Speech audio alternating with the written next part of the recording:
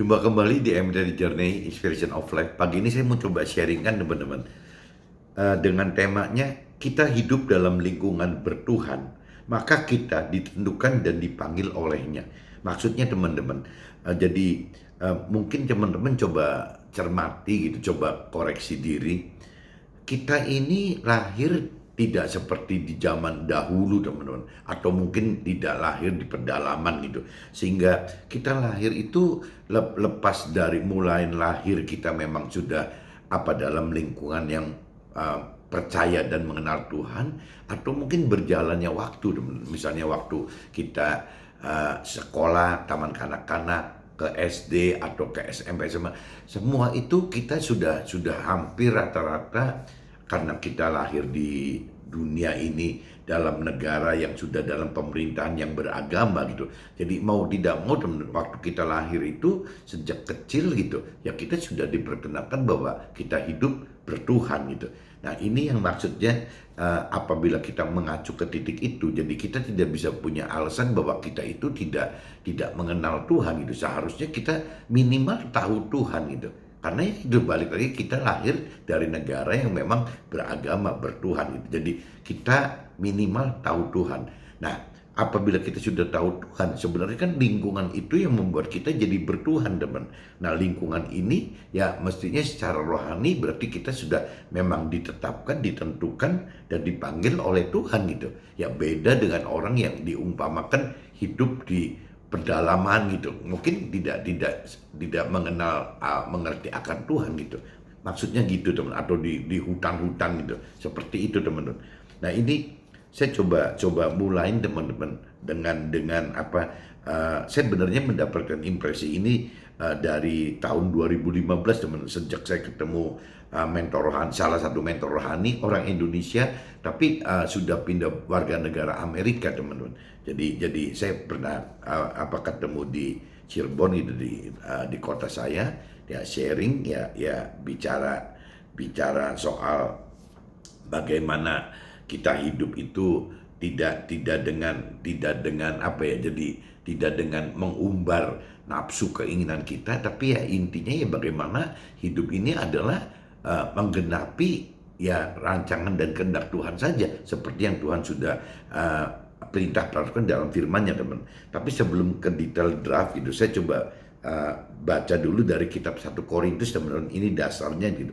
Kitab 1 Korintus pasal 7 ayat 26 sampai 38, dan nanti kita sambung dengan kitab Roma pasal 8 ayat 29 sampai 39 dan berlanjut ke draft teman-teman. Nah, ini saya baca dulu teman-teman di kitab 1 Korintus pasal 7 ayatnya 26 sampai 38 teman-teman.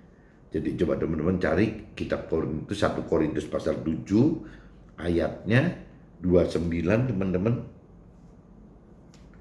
29 sampai 26 teman. 1 Korintus pasal 7 ayat 26 sampai ke 38 teman-teman.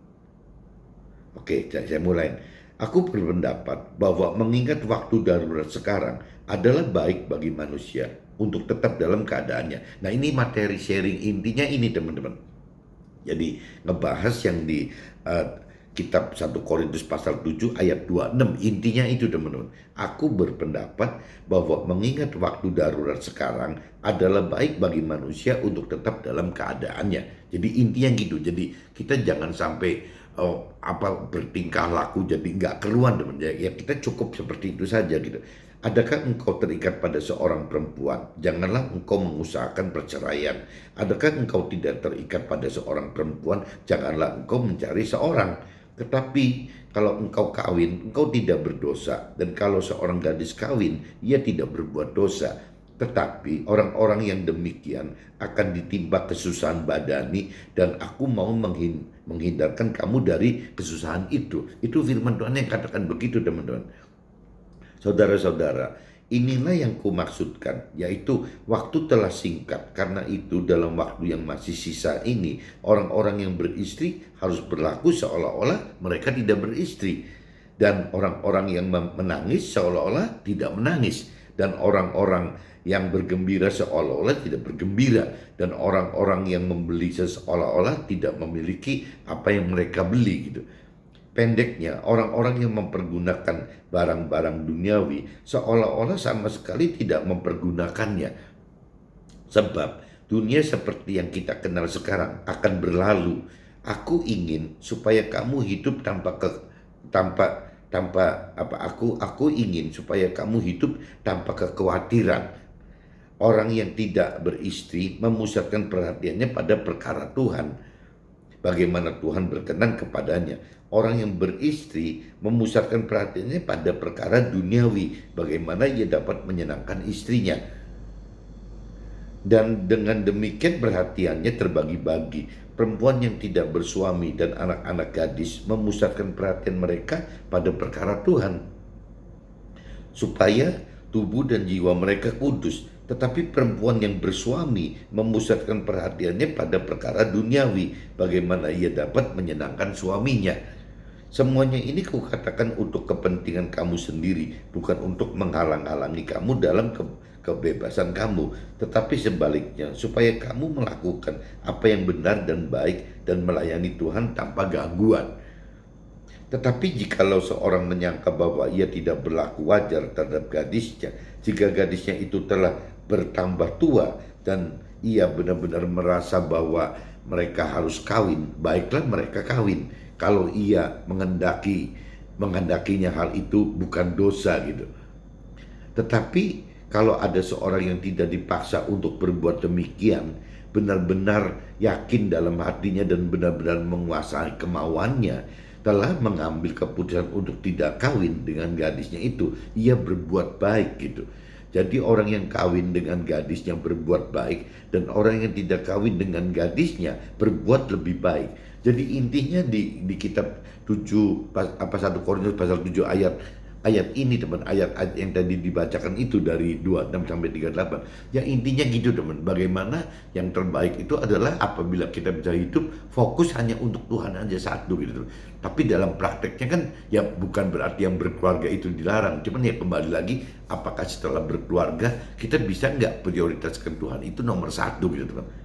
Kuncinya di situ teman. Jadi bukan urusan berkeluarga atau tidaknya, tapi masalahnya adalah bagaimana kita memprioritaskan Tuhan itu dalam kehidupan itu ada nomor satu. Ini intinya di satu kitab Korintus teman, pasal 7 ayat 26 sampai 38 bunyinya gitu. Jadi jangan sampai kita menghendaki perubahan yang mencolok, jangan sampai kita berkeinginan yang enggak, jangan sampai kita miliki kekhawatiran. Kunci-kunci intinya di situ teman. Kunci-kunci itu ya di kitab 1 Korintus pasal 7 ayat 26 yang tadi aku berpendapat bahwa mengingat waktu darurat sekarang adalah baik bagi manusia untuk tetap dalam keadaannya. Di dalam kitab 1 Korintus pasal 7 ayat 32 teman-teman itu juga disinggungkan, aku ingin supaya kamu hidup tanpa kekhawatiran. Orang yang tidak beristri memusatkan perhatian pada perkara Tuhan, bagaimana Tuhan berkenan kepadanya. Jadi jangan khawatir, intinya gitu teman-teman. Dan yang ketiganya ya prioritas hidup kita ya memang totally kalau bisa nomor satu untuk Tuhan. Nah sekarang kita masuk ke kitab Roma teman. Kitab Roma pasal 8 teman-teman, coba teman-teman cari kitab Roma pasal 8 ayatnya 29 sampai 39 teman-teman. Kitab Roma pasal 8 ayatnya 29 sampai 39 teman-teman. Nah ini saya coba bacakan teman. 29, sebab semua orang yang dipilihnya dari semula, mereka juga ditentukannya dari semula untuk menjadi serupa dengan gambaran anaknya, supaya anaknya itu menjadi yang sulung di antara banyak saudara. Nah ini yang tadi dikatakan teman, kalau kita kebenaran lahir adanya di negara yang bertuhan, yang beragama, ya berarti sejak kita lahir sudah suasananya itu kita seharusnya sudah mengenal Tuhan. Mungkin kalaupun kita katakan bukan mengenal, minimal tahu gitu bahwa memang pemerintah mengarahkan kita untuk bertuhan gitu. Jadi kita minimal tahu Tuhan. Nah cuman tahu kan tidak cukup. Tahu itu harus disambung dengan mengenal itu harus disambung lagi dengan mengerti. Nah sudah mengerti harus mampu melakukan firman Tuhan. Lanjutnya seperti itu teman-teman. Tidak berhenti cuman berhenti hanya ditahu saja. Tapi banyak orang dunia yang berhenti di situ, teman. Berhenti hanya di tahu. Bahkan banyak orang yang berkeyakinan, dalam arti kata orang yang mengaku sudah beragama, tapi sebenarnya tidak mengenal Tuhan, teman. Ya, dia cuma tahu Tuhan gitu, tapi tidak mengenal Tuhan. Dia tidak mengenal firman Tuhan, meskipun dia bilang dia tahu firman Tuhan gitu. Jadi bedakan antara tahu dengan mengenal kan beda, teman-teman. Ya seperti yang saya pernah katakan, kalau kita bicara di Indonesia, misalnya presidennya sekarang Presiden Jokowi gitu kan. Nah, masalahnya kalau ditanya apakah kita kenal Pak Jokowi gitu. Ya, ya apakah kita kenal keluarga Pak Jokowi? Apakah kita kenal cara hidup Pak Jokowi? Kalau kita sebut kenal, teman-teman, ya berarti kita mesti memang dekat dengan Pak Jokowi dan memang mengenal langsung dengan Pak Jokowi gitu. Tapi kalau kita bicara kita tidak pernah ngobrol, tidak pernah tatap muka, tidak pernah ketemu muka, ya bagaimana kita mau ngomong kenal, teman? Ya itu mungkin tahu gitu. Tahu Pak Jokowi ya tahu, tapi kenal tidak ya tidak kenal gitu. Ya tahu nggak keluarga Pak Jokowi? Ya tahu, tapi tidak kenal. Ya apakah kita tahu gitu pola-pola hidup Pak Jokowi? Ya kita tidak tahu gitu. Apa kita tahu tapi tidak kenal gitu. Nah ini bedanya tahu dengan kenal seperti itu, teman. Jadi kembali lagi, ya minimal ya kita lahir di negara Indonesia itu minimal kita harus tahu Tuhan gitu. Karena memang pemerintah mengajar memerintahkan bahwa kita ini harus beragama dan bertuhan, teman. Tapi kan kalau negara-negara lain, apalagi yang hidupnya di pedalaman-pedalaman gitu, apakah mengenal gitu, apakah tahu gitu? Tahu aja jangan-jangan tidak tahu, teman. Ya tahu Tuhan aja tidak tahu gitu. Nah ini beda dengan kita. Jadi kalau kita sudah kena kategorinya tahu Tuhan, minimal ya itu kita mesti koreksi diri ya bahwa kita ini ya seperti di ayat yang 29 tadi, teman-teman. Sebab semua orang dipilihnya dari semula. Nah kenapa dipilih dari semula? Ya karena kita tahu gitu. Ya kita lahir di negara yang sudah beragama dan bertuhan. Ya kita tahu gitu. Jadi minimal itu dulu, teman. Sebab semua orang dipilihnya dari semula, mereka juga ditentukannya dari semula untuk menjadi serupa dengan gambaran anaknya, supaya ia anaknya itu menjadi yang sulung di antara banyak saudara. Inti dari ayat 29 di kitab Roma pasal 8 itu seperti itu, teman-teman. Dan mereka yang ditentukannya dari semula, mereka juga dipanggilnya. Dan mereka dipanggilnya, mereka itu juga dibenarkannya. Dan mereka yang dibenarkannya, mereka itu juga dimuliakannya gitu. Nah, sebab itu, apakah yang akan kita katakan tentang semuanya itu? Jika Allah di pihak kita, siapakah yang akan melawan kita? Ia yang tidak menyayangkan anaknya sendiri, tetapi yang menyerahkan anaknya bagi kita semua. Bagaimanakah mungkin ia tidak mengajarkan segala sesuatu kepada kita bersama dengan dia? Nah ini kalau bicara di ayat 32, dari sisi kacamata Nasrani gitu, dari kitab Nasrani itu, ya seolah-olah yang namanya Nabi Isa itu korban wafat di kayu salib itu dengan kondisi yang memang ya untuk menebus dosa-dosanya manusia semua, teman. Jadi bukan manusia yang cuma ikut Nasrani, bukan gitu. Jadi kalau bicara secara teori rohaninya firman Tuhan di kitab Nasrani, bahwa Nabi Isa wafat di kayu salib itu adalah untuk menembus semua dosa manusia, bukan cuma sebatas orang Nasrani aja. Ini teman-teman harus tahu gitu. Siapakah yang akan menggugat orang-orang pilihan Allah itu? Allah yang membenarkan mereka. Siapakah yang akan menghukum mereka? Kristus Yesus yang telah mati, bahkan lebih lagi yang telah bangkit dan juga duduk di sebelah kanan Allah yang malah menjadi pembela bagi kita. Jadi Nabi Isa itu waktu wafat dan kembali ke surga, teman-teman, itu malah jadi pembela kita, teman-teman. Jadi nanti Nabi Isa yang akan membela kita waktu ada penghakiman dan hukuman di akhirat itu, teman-teman. Siapakah yang akan memisahkan kita dari kasih Tuhan itu? Penindasan atau kesesakan atau penganiayaan atau kelaparan atau ketelanjangan atau bahaya atau pedang, seperti ada tertulis. Jadi kalau kita sudah bersama Tuhan, teman, rasanya kita tidak bisa dipisahkan dari Tuhan gitu, teman. firman Tuhan di ayat 35 katakan seperti itu. Walaupun kita menghadapi penindasan, ini bukti-bukti teman, apabila kita melakukan firman Tuhan, ya kita akan mengalami penindasan gitu. Ya kita akan mengalami kesesakan, kita juga akan mengalami penganiayaan, kita akan mengalami kelaparan, kita akan mengalami ketelanjangan atau bahaya atau pedang. Tapi ini tidak bisa memisahkan kita dari Tuhan, teman. Jadi tetap Tuhan yang ada di pihak kita, melindungi kita gitu. Oleh karena kami ada dalam bahaya maut sepanjang hari. Oleh karena Tuhan, oleh karena firman Tuhan, kita ada dalam bahaya maut sepanjang hari.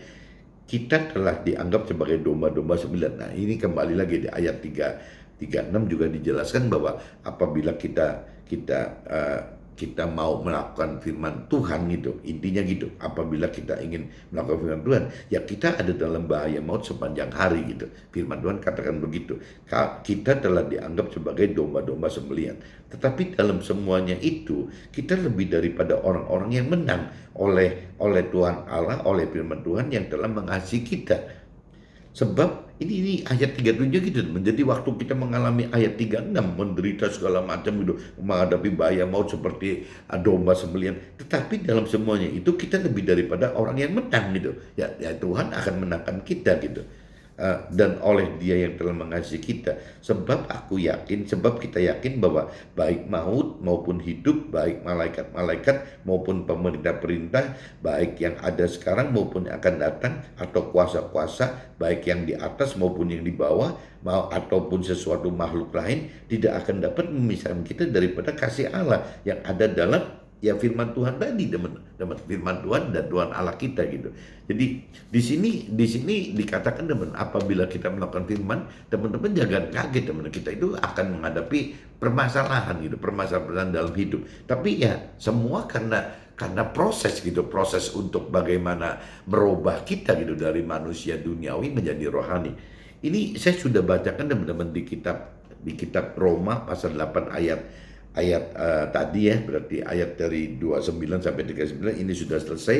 Ya bicaranya ya seperti itu gitu, bahwa kita harus memiliki keyakinan iman bahwa di waktu kita melakukan firman Tuhan itu ya akan menghadapi hal-hal yang dengan ujian, cobaan, banyak permasalahan tadi, teman. Tapi kalau selama kita hidup di dalam jalur firman Tuhan dan kita menghidupkan roh Tuhan di dalam kita gitu, ya rasanya justru tidak pernah akan ada apa-apa selain memang bisa jadi apa ya, teman-teman, jadi maju gitu, jadi maju di dalam pengenalan pengertian firman Tuhan. Semakin kita bisa melakukan firman Tuhan, ya kedalaman pengenalan firman Tuhan akan lebih dalam, teman. Dan level pengertian juga sama, teman. Kita semakin berani melakukan firman Tuhan, ya bukan cuma pengenalan aja, pengertian kita pun akan jauh lebih dalam gitu. Nah, bukan cuma pengertian yang lebih dalam, tapi juga kemampuan mengerti, teman. Kemampuan mengerti kita itu jauh lebih dalam lagi. Dan begitu pun juga dalam hal keberanian melakukan firman Tuhan, teman-teman. Kita jadi lebih berani lagi melakukan firman Tuhan. Kenapa? Karena iman kita, teman-teman. Waktu iman kita dilatih akan pengenalan firman Tuhan, dilatih akan pengertian firman Tuhan, dilatih untuk berani melakukan firman Tuhan, iman kita akan naik terus, teman-teman. Jadi akhirnya di dalam kita, tubuh jiwa roh kita itu kedalaman pengertian akan firman Tuhannya makin dalam, teman-teman, makin dalam. Tapi sebaliknya level iman kita makin meningkat, teman. Jadi gap antara kedalaman pengenalan pengertian firman Tuhan dan gap peningkatan iman kita gitu, naiknya level iman kita ini makin luas, teman.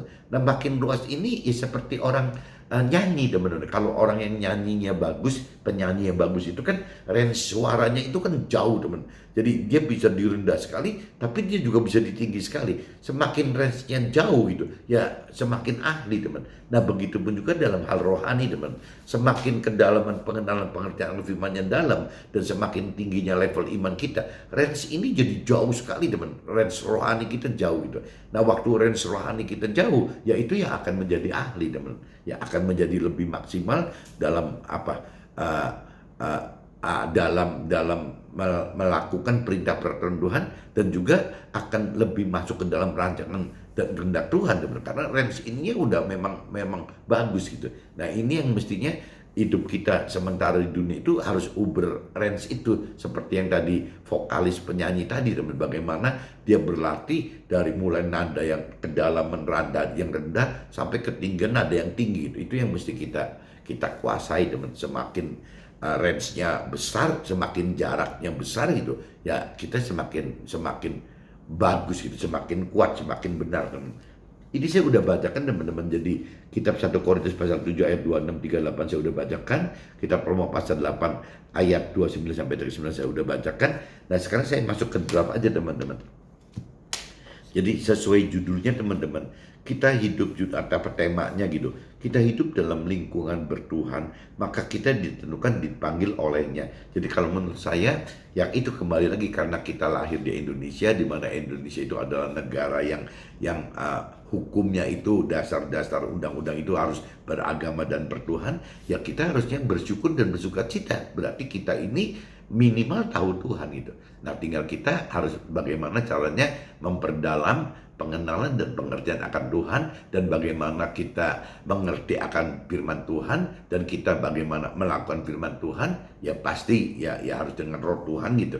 Ya itu keuntungan kita. Jadi kita udah pasti kalau hidup di negara seperti ini ya sudah ditentukan dan dipanggil oleh Tuhan. Tidak boleh punya alasan yang lain, teman, karena memang kita lahir seperti itu. Kecuali kalau kita lahirnya mungkin di Indonesia tapi adanya di pedalaman, di hutan Kalimantan yang tidak ada siapa-siapa gitu. Nah, itu mungkin boleh kita katakan kita tidak lahir ditentukan dan dipanggil oleh Tuhan. Ya boleh kita ngomong seperti itu. Tapi kalau kita lahirnya di Pulau Jawa gitu yang memang sudah memang pergaulan masyarakat besar sekali, ya kita jangan beralasan bahwa kita tidak ditentukan dipanggil oleh Tuhan. Dan di kota-kota lain di seluruh Indonesia juga ya jangan ngomong seperti itu gitu. Yang ini khusus yang di pedalaman yang tidak mengenal agama, ya cuman kenalnya adat istiadat tradisi, ya itu ya sedikit sekali lah orang-orang seperti itu. Jadi majority sebenarnya kita hidup di Indonesia itu ya sudah ditentukan dan dipanggil oleh Tuhan. Nah, tinggal kitanya mau peka enggak gitu bahwa kita dalam posisi itu.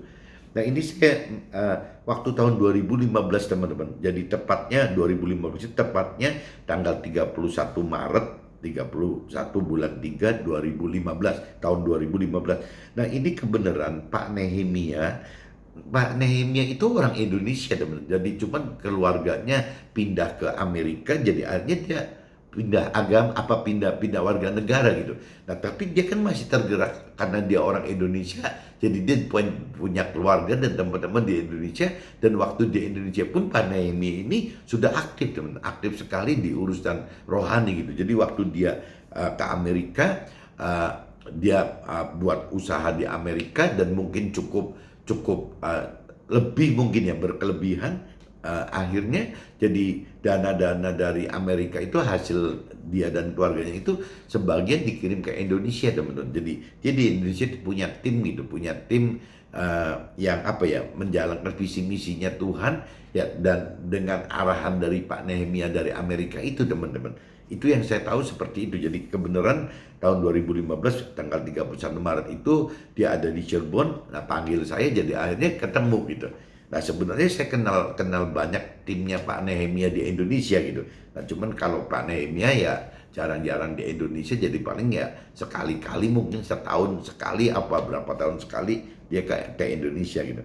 Jadi intinya gitu, teman-teman. Pak Nehemia itu adalah seorang mentor rohani yang mendukung tim pelayanan visi misi Tuhan dalam memberitakan firman Tuhan di Indonesia, baik secara jadi secara rohani maupun hal-hal keperluan duniawinya gitu dari Pak Nehemia support gitu. Itu Pak Nehemia itu seperti itu gitu. Dan cukup senior, teman-teman. Jadi senior sekali kalau untuk level mentor rohani senior gitu.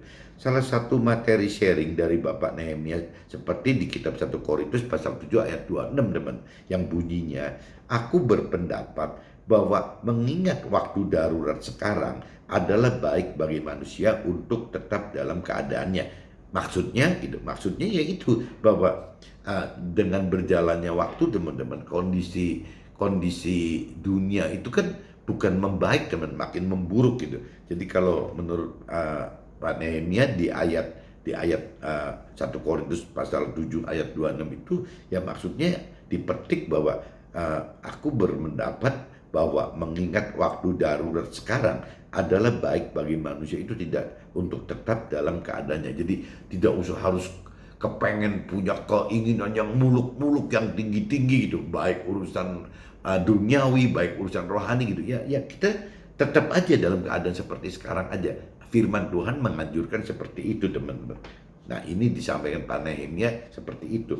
Pengertian tersebut sesuai impresi dari Pak Nehemia itu gitu adalah akan lebih baik jika kita hidup dengan tidak terlalu memaksakan dengan banyak sekali keinginan gitu. Karena target hidup kita sebenarnya adalah bagaimana kita mencoba untuk memaksimalkan genapi firman-firman Tuhan saja gitu. Nah, ini kalau orang yang sudah lebih mengerti akan firman Tuhan gitu, ya orang yang sudah akan lebih mengerti rancangan dan kehendak Tuhan, mereka akan sadar teman bahwa hidup di dunia itu bukan mentargetkan diri hal-hal duniawi gitu ya. Bagaimana seperti orang dunia atau orang yang keyakinan apa ya, keyakinan dalam arti kata rohani tapi masih duniawi gitu. Jadi rohani karena dia merasa mengenal Tuhan, mengenal firman Tuhan, tapi duniawi karena ya dia gayanya, style hidupnya gitu, karakternya seperti orang dunia gitu. Ya, yang namanya kenal Tuhan itu ternyata bukan kenal, cuma tahu Tuhan gitu. Yang namanya mengenal firman itu ternyata bukan mengenal firman Tuhan, tapi tahu firman Tuhan. Cuma itu saja, teman. Nah, kalau tahu dengan kenal yang tadi saya sharing kan beda sekali. Nah, orang berkeyakinan itu ya orang yang beragama tapi dalam posisi keyakinan seperti itu, teman-teman. Nah, kalau kita bicara pengenalan pengertian akan firman Tuhan yang sebenarnya yang tadi Pak Nehemia katakan, yaitu ya akan lebih baik jika kita itu hidup dengan tidak terlalu memaksakan dengan banyak sekali keinginan, khususnya keinginan duniawi, teman-teman. Berkesuksesan duniawi yang terkait urusan harta tahta, penggunaan barang-barang dunia gitu, barang-barang branded, mobil mungkin yang branded ya, kalau yang buat ibu-ibu mungkin tas mungkin yang branded, ya segala macam, teman-teman. Yang branded itu yaitu nggak usah dipaksakan gitu, karena kalau bagi impresi Pak Nehemia itu bahwa ya hidup itu sebenarnya bukan untuk itu gitu. Hidup itu adalah bagaimana sampai kita meninggal itu berusaha maksimal untuk menggenapi apa yang firman Tuhan perintah peraturan bagi hidup kita, teman. Tujuan kita hidup itu sebenarnya itu secara rohani, secara firman Tuhan itu, secara Tuhan. Meskipun kadang-kadang secara duniawi kan bukan itu, teman. Nah, kalau dari cerita awal muasalnya gitu, ya Tuhan itu kan bukan apa ya, target Tuhan itu bukan bagaimana hidup dengan target duniawi gitu. Karena kalau cerita dari awalnya gitu, ya yang namanya dunia itu memang Tuhan Allah berikan kuasa kepada iblis kok, bukan Tuhan Allah pegangin gitu, ya diberikan kepada iblis.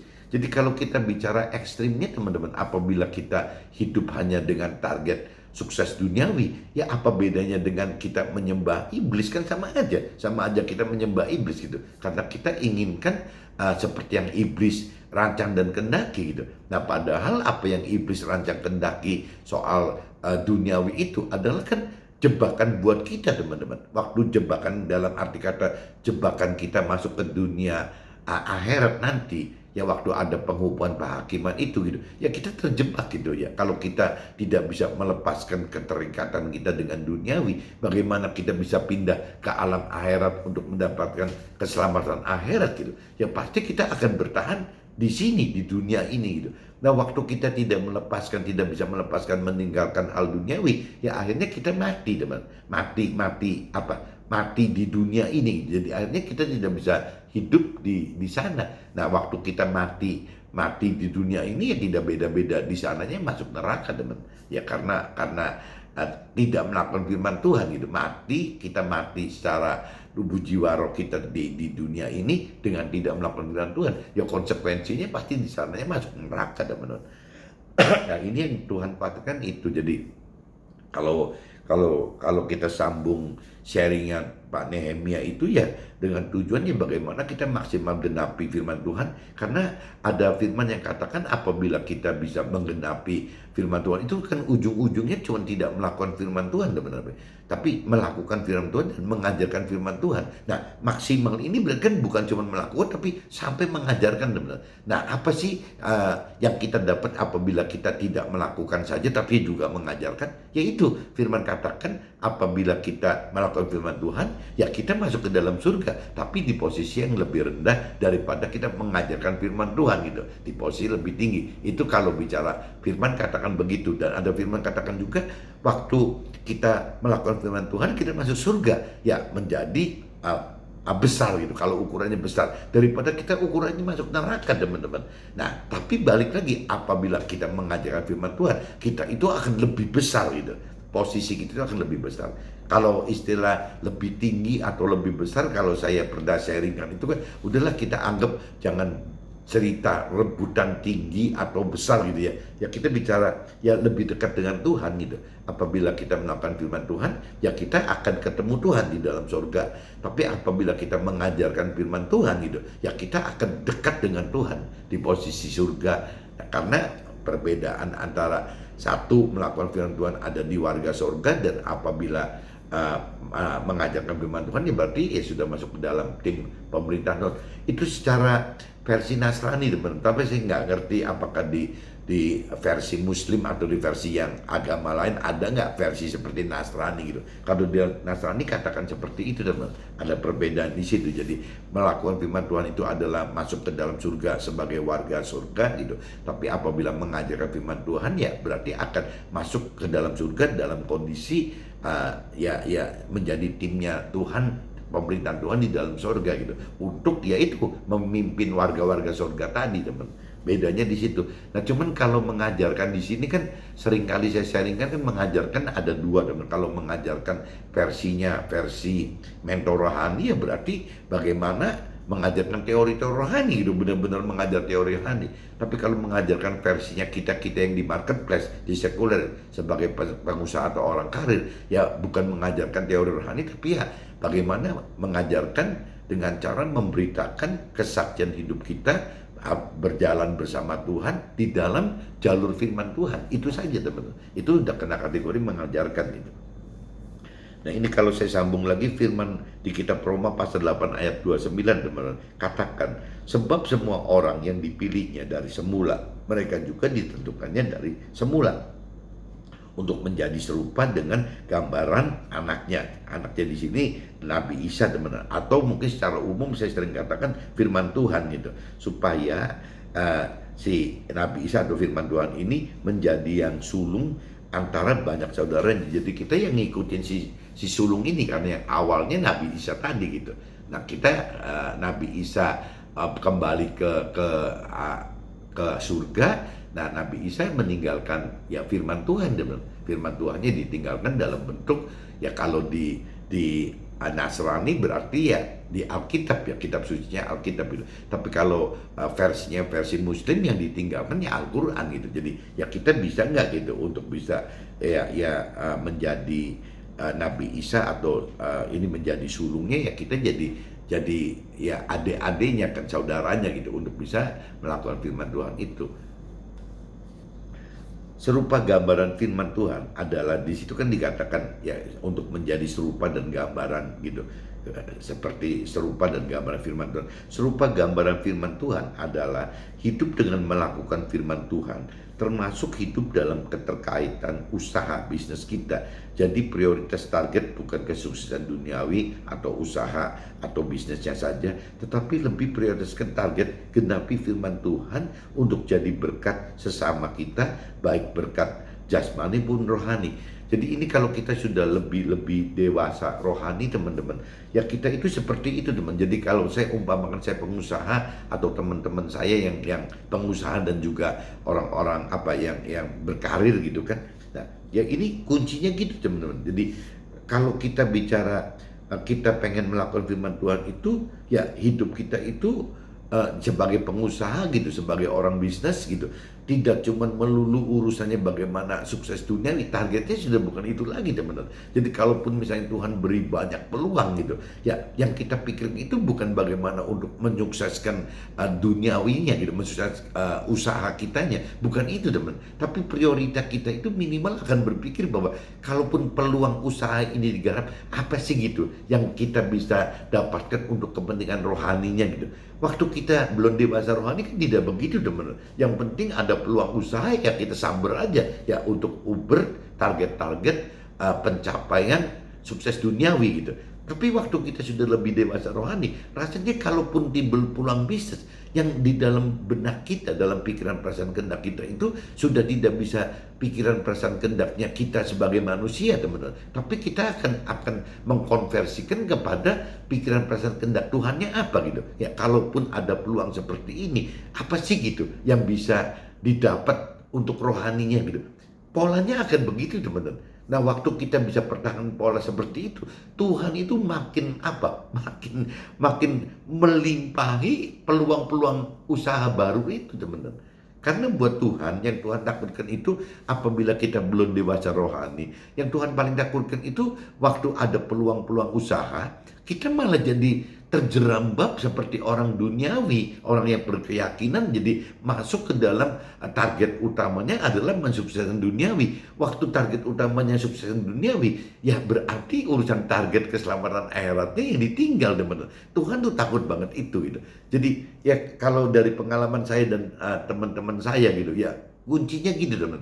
Apabila kita makin dewasa rohani, apabila kita makin tahu bahwa memprioritaskan hidup itu adalah keselamatan akhirat, itu biasanya Tuhan mulai teman memberi peluang-peluang terus gitu.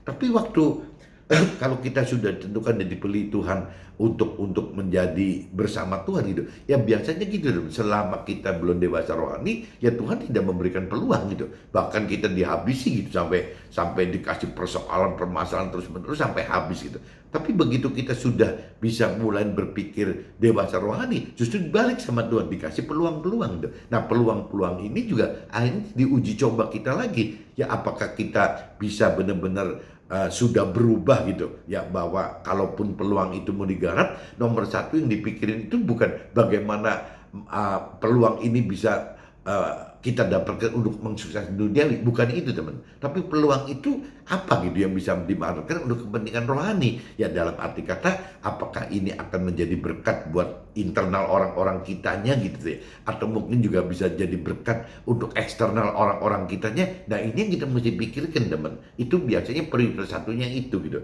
Itu bukan di andai-andai. Itu kalau sudah dewasa rohani pasti udah nomor satu itu dulu teman. Nah setelah itu terjadi baru kan nanya ke Tuhan, Tuhan apa benar ini kita perlu garap gitu. Jadi udah bukan menjadi satu ambisi lagi untuk mendapatkan peluang usaha baru, udah bukan itu teman-teman. Bahkan kalau kita bicara pakai yang tadi gitu, ya waktu timbul peluang baru itu malah jadi akhirnya kita kan bergerak gitu. Ya berarti firman yang tadi dikatakan di kitab 1 Korintus pasal 7 ayat 2 itu kalau dari sisi rohani yang Pak Nehemia sharingkan itu, aku berpendapat bahwa mengingat waktu darurat sekarang adalah baik bagi dunia untuk tetap dalam keadaannya. Tuh maksudnya jadi ngapain kita mesti bergerak lagi gitu. Ya, nanti jadi nambah beban gitu. Nah itu yang maksud Pak Nehemia sharingkan seperti itu. Nah sehingga akhirnya orang yang sudah dewasa rohani dan mengenal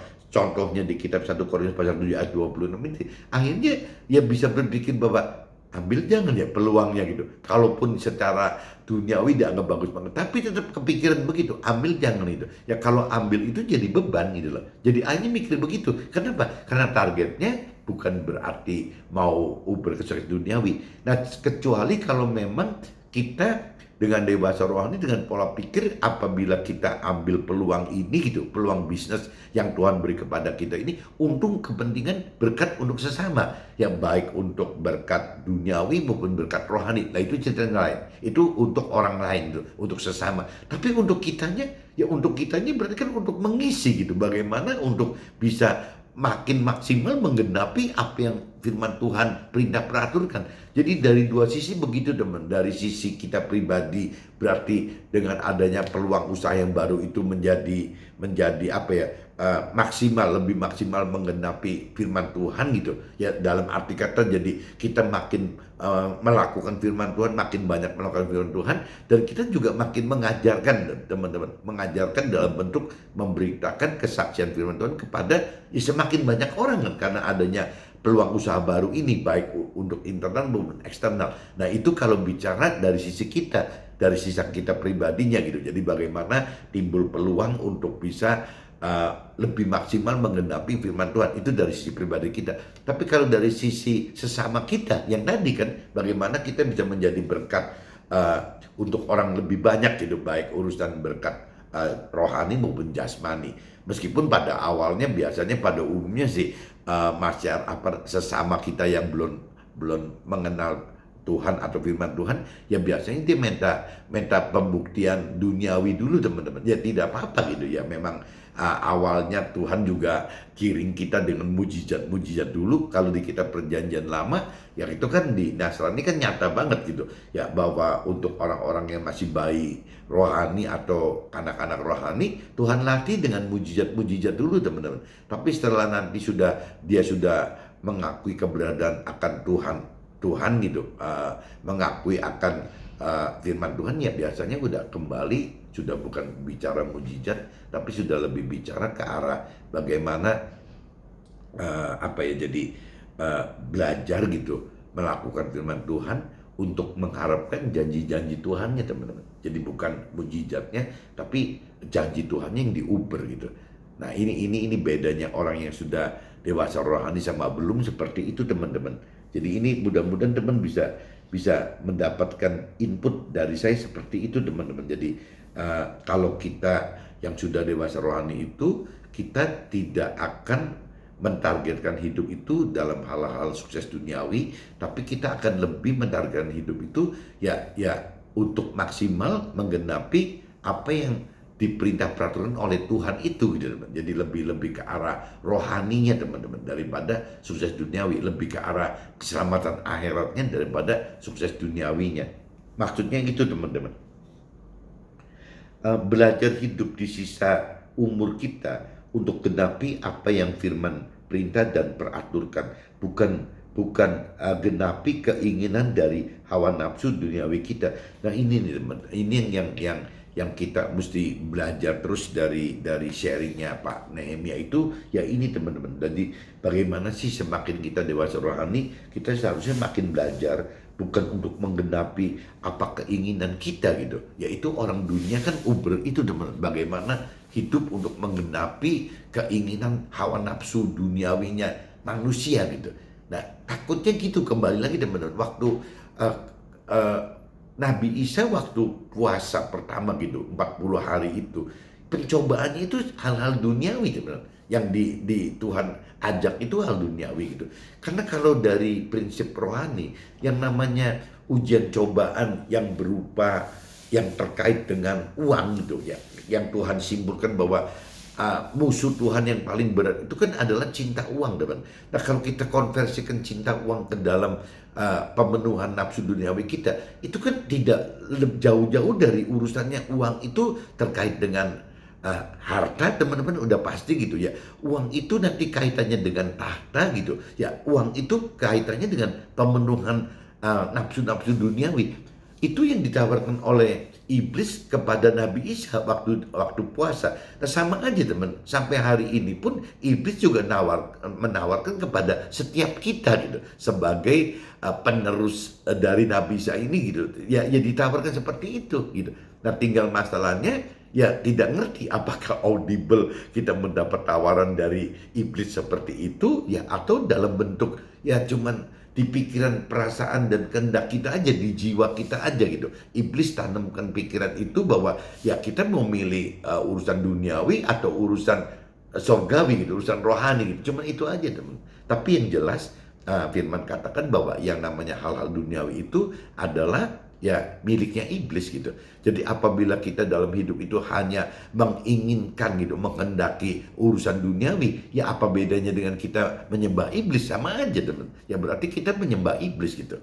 Nah kalau kita menyembah Tuhan Allah, bukan sasarannya itu. Menyembah Tuhan Allah adalah bagaimana ya mendapatkan selamat hidup di akhirat, bagaimana mendapatkan damai sejahtera dan sukacita di dalam akhirat gitu. Nah ini yang kita mesti belajar teman-teman. Meskipun kalau memang kita sudah cukup dewasa rohani di dunia ini, sebenarnya kita juga bisa teman-teman mendapatkan damai sejahtera dan sukacita di dunia ini loh, bukan di alam akhirat gitu. Ya di dunia ini kita bisa. Kenapa? Ya karena pola pikir kita sudah tidak seperti orang duniawi gitu. Ya pengenalan pengertian kita gitu akan kebenaran hidup itu sudah bukan seperti orang dunia lagi. Ya kita sudah dengan pengenalan pengertian begitu. Nah akhirnya apa? Ya orang dunia menganggap kita masih hidup dunia kok aneh gitu ya. Orang tidak melakukan hal-hal seperti yang dilakukan orang-orang dunia, tapi kok bisa tenang aja gitu. Karena si pelaku firman ini yang sudah dewasa rohani itu ya dia mendapatkan apa ya?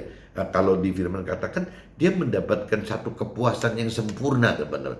Kepuasan yang sempurna, dia juga mendapatkan kebahagiaan yang sempurna gitu. Nah, kepuasan dan kebahagiaan yang sempurna ini yang tidak bisa dijelaskan gitu kepada orang dunia teman-teman.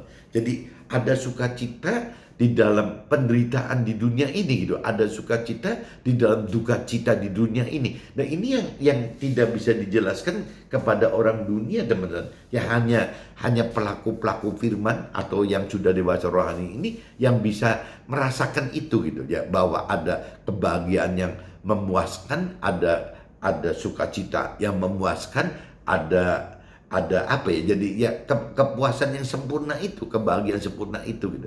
Ya itu ya kembali lagi, sempurna itu adalah punya Tuhan ya, berarti ya kalau memang kita sudah masuk ke dalam rancangan kehendak Tuhan, kita sudah memang benar-benar full melakukan perintah peraturan Tuhan, ya kita pasti akan dapat hal yang sempurna tadi. Jadi yang hal sempurna tadi yang kadang-kadang ditertawakan oleh orang-orang dunia, orang lagi nggak punya apa-apa kok tenang-tenang aja sih gitu. Orang nggak punya itu kok happy-happy aja. Itu karena tadi balik lagi ada satu kebahagiaan gitu dan kepuasan yang sempurna yang dari Tuhan yang tidak bisa dijelaskan gitu dengan kata-kata oleh orang dunia, teman. Ya cuma bisa dirasakan oleh orang yang sudah dewasa rohani akan merasakan itu. Nah orang seperti ini jangan dikategorikan orang ini tidak maju usahanya teman-teman. Jadi kembali lagi masalah besar kecil sedangnya usaha tidak terkait dengan ukuran ini. Jadi buat Tuhan pengen kecil sedang besar usaha itu ya sama aja. Cuman logikanya kan teman-teman, apabila kita semakin dewasa rohani, semakin kita bisa menjadi berkat untuk sesama kita gitu. Ya kenapa tidak gitu ya? Ya kita harus berani hadapi itu gitu ya. Bagaimana kita untuk menjadi besar bukan demi dunia, kesusahan duniawi, tapi kita menjadi besar karena memang ya tadi untuk bisa lebih maksimal menggenapi firman Tuhan gitu. Dan juga bagaimana untuk bisa menjadi berkat buat sesama kita, baik urusan duniawi maupun rohaninya. Sisa hidup kita itu benarnya tinggal itu aja teman-teman. Jadi kembali lagi, bukan ukuran itu besar kecil sedangnya usaha kita, ya sukses dunia kecil sedang atau usaha sukses dunia kita, tapi lebih ke arah bagaimana kita dengan peluang-peluang usaha yang kecil sedang besar ini ya bisa lebih maksimal teman, bisa maksimal untuk bisa menggenapi firman Tuhan dan untuk bisa maksimal untuk menjadi yaitu berkat untuk sesama kita, baik yang di internal usaha kita, orang-orang yang di internal usaha kita, atau orang-orang yang di eksternal usaha kita teman-teman. Jadi ada 3 teman-teman yang kita bisa manfaatkan kalau bisnis kita besar itu. Satu, kitanya bisa lebih maksimal menggenapi perintah peraturan firman Tuhan karena makin beragamnya permasalahan gitu. Yang kedua, bisa menjadi berkat buat sesama kita di internal kita, dan yang ketiga bisa menjadi berkat untuk sesama kita di luar eksternal kita. Oke teman-teman, see you, bye-bye.